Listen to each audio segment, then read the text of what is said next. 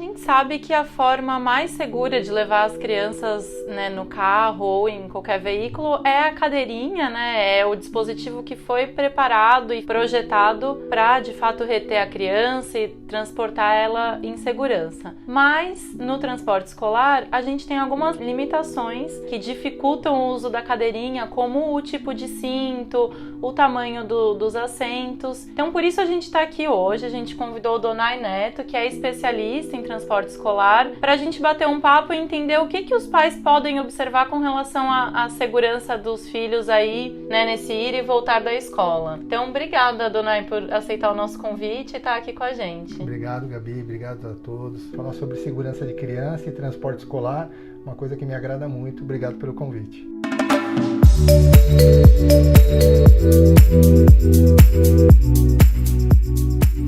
A primeira coisa que eu acho que os pais ficam muito curiosos, né, para entender melhor e se informar, se o veículo tem que ser legalizado, né, que tipo de documentação eles têm que observar, se há uma forma deles checarem essa documentação. Então conta um pouco pra gente como funciona. O veículo de transporte escolar, ele é regulamentado pelo Código de Trânsito Brasileiro, e isso vale para todo o território nacional. O veículo precisa passar por inspeções anuais e semestrais, e ele sofre algumas características que são avaliadas pelos órgãos de trânsito de cada cidade e de cada estado. Então o pai ele deve e pode pedir para o transportador escolar o alvará, que vai estar relacionado lá todos os dados do veículo e mesmo o do transportador.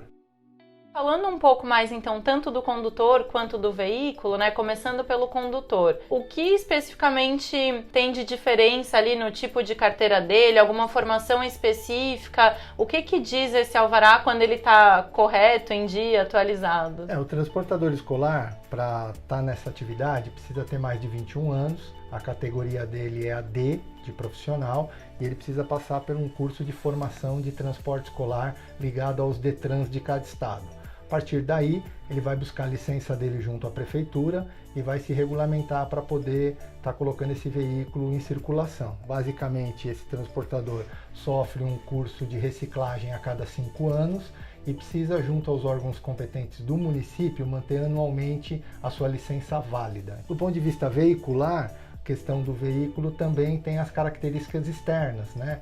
A faixa amarela, o dístico escolar escrito em todos os lados, as questões de segurança com cinto, extintor, tacógrafo, que é um aparelho que mede a questão de oscilações do veículo e velocidade, e isso também é inspecionado e regulamentado pelo Código de Trânsito Brasileiro.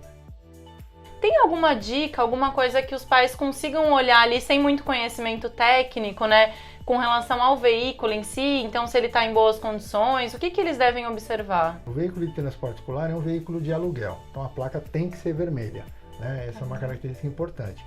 Essa questão externa visual basicamente caracteriza o veículo, e internamente tem as questões de segurança. Então o cinto de segurança é fundamental, né? Avaliar se o veículo tem a questão de um monitor, isso é muito importante para ajudar embarque e desembarque. Então o pai precisa ficar atento a esse tipo de característica, né? O pai precisa observar se esse transportador tem à disposição um monitor, isso auxilia demais a questão do embarque e desembarque. O cinto de segurança é fundamental, individual para cada criança, e em geral observar se os bancos são mais anatômicos, estão ali mais em consonância com o tamanho e a estatura da criança. Isso é importante observar.